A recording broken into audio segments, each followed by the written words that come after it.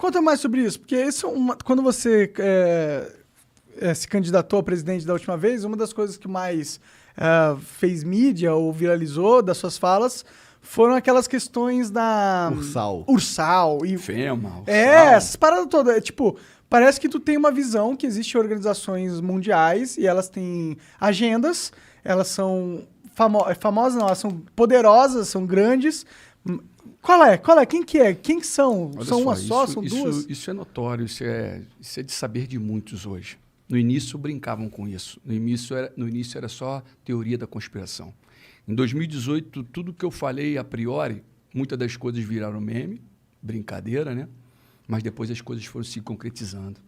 Aí a loucura se tornou realidade, né? Quando foi falado, olha, vem um cenário de morte de massa, quando foi citado o FEMA, quando foi citado a própria Ursal, a Ursal está dentro da Constituição.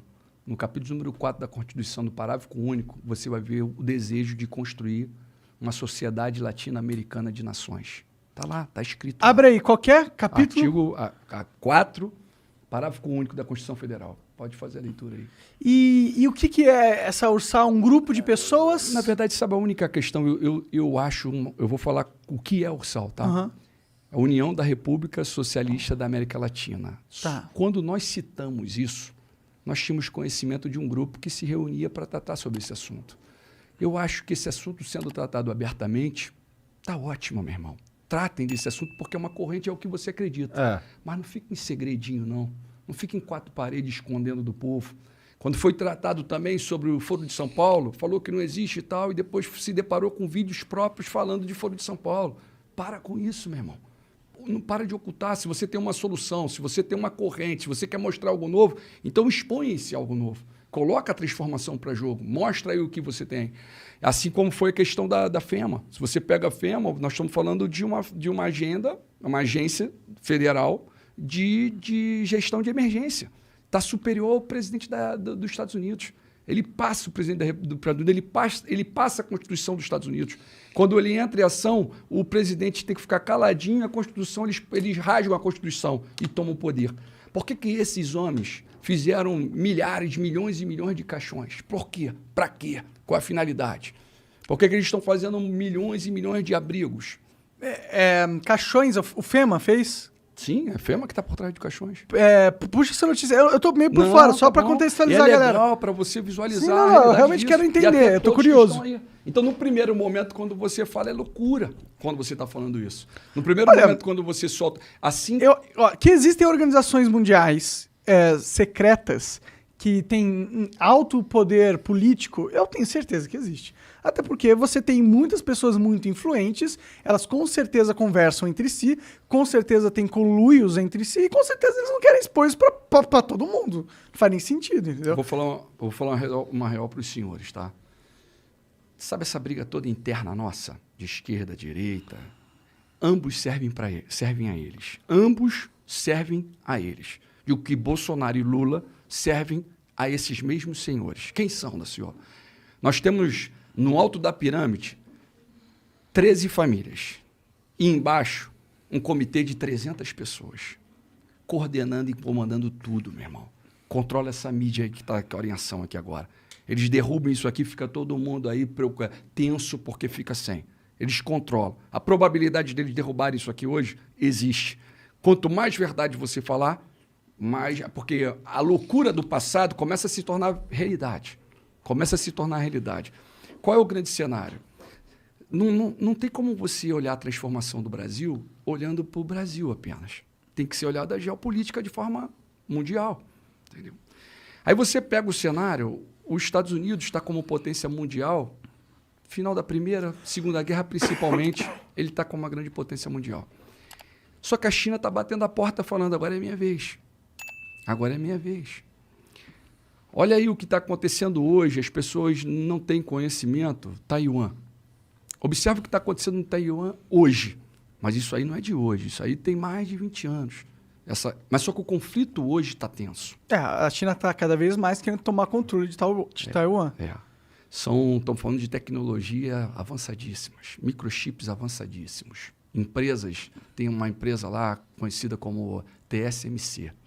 Essa empresa aí é uma potência para o mundo, meu irmão.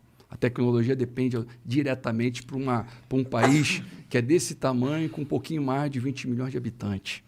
E estamos aí agora vivendo uma tensão muito grande com os Estados Unidos e a China, querendo, porque a China coloca que é território dela, os Estados Unidos tomou posse dela ali porque é um controle. Os Estados Unidos gostam de fazer guerra na casa dos outros. Então ele domina as regiões dos outros. Mas só que os Estados Unidos vem perdendo tanta potência, ele vem perdendo potência ao ponto da Crimeia, junto com a Ucrânia. A Ucrânia e a Crimeia estão ali lado a lado.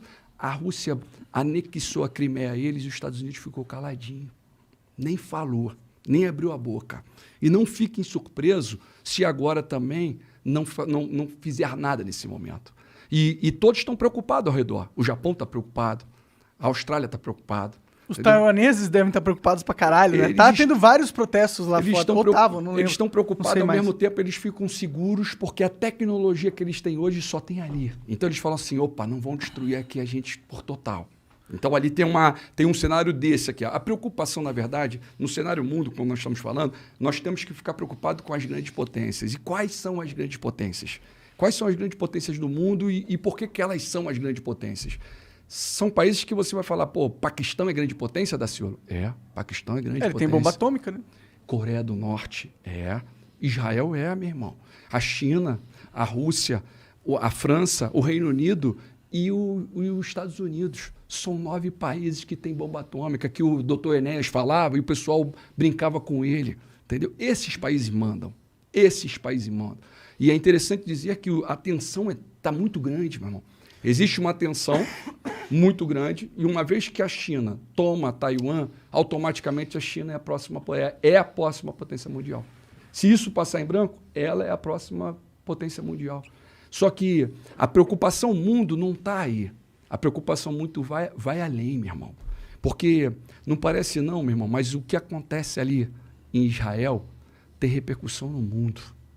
Israel é um ponto... Não, parece sim. Não, as pessoas, muitos não sabem, né? Muitos não têm conhecimento. Mas Israel é o ponto, meu irmão. Você vê aí o Azerbaijão e a Armênia, são 2 países que estão ali, que o Irã, porque o Irã está enriquecendo urânio. A maior preocupação de Israel é isso. E Israel está preocupado, e isso é uma guerra iminente, até antecipa a de Taiwan. Essa que é a realidade, as pessoas não têm conhecimento disso. Por quê? Porque o Israel agora tem facilidade de chegar até bombardear o Irã agora antes deles terem a bomba atômica. Isso é uma guerra muito antiga. Isso não é de hoje, meu irmão. E eles têm medo, porque o Paquistão ele é inimigo mortal de Israel, né? E eles têm um governo bastante religioso. Tem os 3 irmãos ali, né, cara? Mas isso teria repercussão global muito grande também, né? Sim, mas é a mudança. Tu tá vendo o Estado Islâmico ganhando força. O Afeganistão, olha como é que os Estados Unidos saiu do Afeganistão. Olha como é que eles foram ridicularizados. Esses 20 anos que eles ficaram ali, e aí, meu irmãozão? Olha o que aconteceu. Olha como é que foi. Entendeu? Saíram de um jeito meio atabalhoado. Aí você falou, a Turquia está junto ali, está do lado, junto com o Paquistão. A Turquia e o Paquistão são amigas. Mas só que aí dentro desse cenário todo tem escrito bíblico aqui. Daciolo, tu fala isso com qual autoridade? Falando em quê? Baseado em quê? Existe uma guerra iminente que é Gog e Magog. Isso aí é o Estado. O Magog foi o filho de Jafé, que é da linhagem de Noé. Entendeu? E... na verdade, meu irmãozão, é justamente todos os povos, esse povo é representado hoje com os nomes diferentes, que é a Rússia, que é a Turquia, que é o Irã, o Iraque. E ali coloca-se que esses povos vão lutar contra Israel. E você vê que Israel é um país tão da presença da glória, tão escolhido de Deus, que em vários momentos da história... Você vê que a ONU ela é de 1947. Em 1948, a ONU, com Oswaldo Aranha, ela vai e coloca Israel de volta como uma nação. Correto? Em 2018, fizeram 70 anos disso. Israel vira uma nação.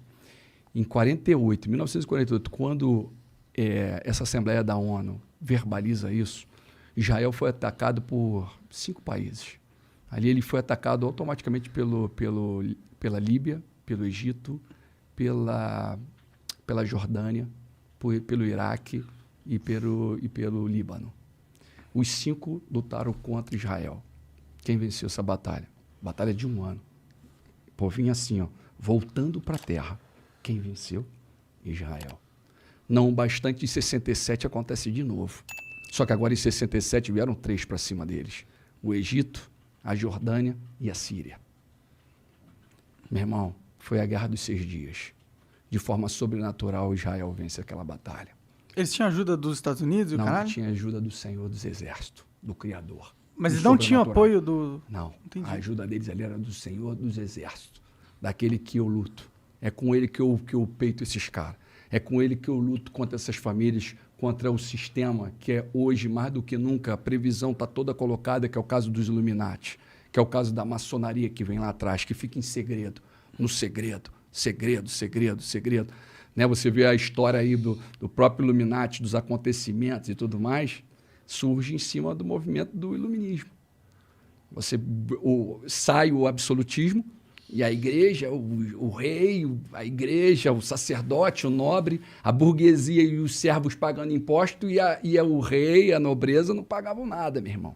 E aí sai o absolutismo, entra o iluminismo, sai a economia voltada no mercantismo, né? e parte para o liberalismo, né? Adam Smith até. Então, qual é a consequência disso tudo? Para onde estão levando? Qual a direção que eles querem?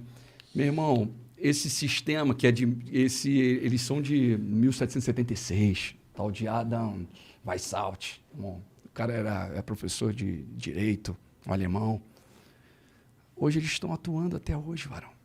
Essas maldades todas aí, ó, esse sistema de hoje que está acontecendo no mundo, são eles que estão provocando. A troco de poder? A troco de...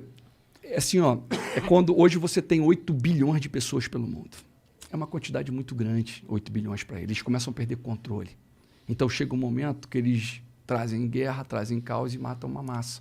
Só que agora a preocupação justamente que agora as guerras atuais que estão próximas e com probabilidade de acontecer, nós estamos falando com bomba atômica. Que é muito pior. Mas essa guerra acaba com o mundo, né? Em teoria, se acontecer, né? Porque... Na verdade, se você entra na internet aí, vai ver quantos banners, quantos abrigos subterrâneos estão sendo colocados de autoridade, de pessoas do poder. Existe livro de crônica. A crônica, ela conta a história passada. Nós sabemos a história até os nossos avós. Nós não sabemos mais. Nós paramos ali. Os caras sabem a história de 1000 anos atrás. Eles sabem o que aconteceu hoje há 1000 anos atrás. Essas famílias que controlam esse sistema, entendeu? Essas famílias. Eles têm um recorde, só que em inglês e em português, um arquivo. Eles têm um arquivo da história que é superior até o arquivo conhecido pela humanidade, você diria? Sim, eles têm o controle da humanidade. Eles controlam, meu irmão. Na verdade, a ordem divina é crescer e multiplicar. Enche e subjuguem a terra. O mal ele vem para matar, roubar e destruir. E o mal cobra deles almas. Matem aí, agora é hora de morrer, eu quero almas. Não quer poder? Eu quero almas. É igual aqueles filmezinhos. Só que é tão loucura que você tem que dosar a informação. Você não pode falar muita coisa. De que forma... Desculpa. Pode falar. De que forma eles controlam... como você vê eles controlando a humanidade? Assim, tipo, quais são as ferramentas mais importantes deles atualmente? A principal é essa que nós estamos falando aqui agora. A mídia. Sim. Controle total. Entendeu? Você vê ó, a própria pandemia. Nós estamos o quê? 4 milhões? Não chegamos a 5 milhões no mundo de morte. Mas há pouco tempo atrás, não muito distante, você teve a peste negra. Morreu mais de 50 milhões. Você teve a gripe espanhola. Mais de 50 milhões. Então eu posso te garantir que eles têm algo muito pior por vir. Muito pior. Daciolo, como é que libertamos e salvamos a nossa nação, então? Como é que seria isso? Que confronto é esse? Igual o de Israel em 67, com o Senhor dos Exércitos. Leva um povo a clamar, meu irmão. E esse é meu propósito. Leva um povo a brincar dando glória a Deus, a debochar, a fazer meme, que ele está honrando e glorificando o rei. Esse que é importante. Tu diria que então essa pandemia que a gente vive é o início de um plano? Eles começam assim, ó, eu sou contra qualquer obrigação. É como se eu falasse aqui, meu irmão, agora tu tá obrigado a parar de fumar. E aí tu vai falar, pô, obrigado, então tá bom, vou virar ali, vou pegar um cantinho e vou fumar. Não é assim que funciona? Quando Acabou, é meu obrigar, irmão. quando é imposto, Entendeu? algo, sim. Isso tem que entrar, tem que ser dentro de você, meu irmão. É algo que vai explodir dentro de você e vai trazer transformação e você vai tentar, que vai ser assim. Vai ter algum momento que você vai tentar, pô, não desceu legal essa. Tu vai mudar a erva e tu vai ver, pô, não foi boa também não. Sabe o que é isso? O Espírito Santo de Deus te incomodando, falando, meu filho, eu quero você agora para outro propósito.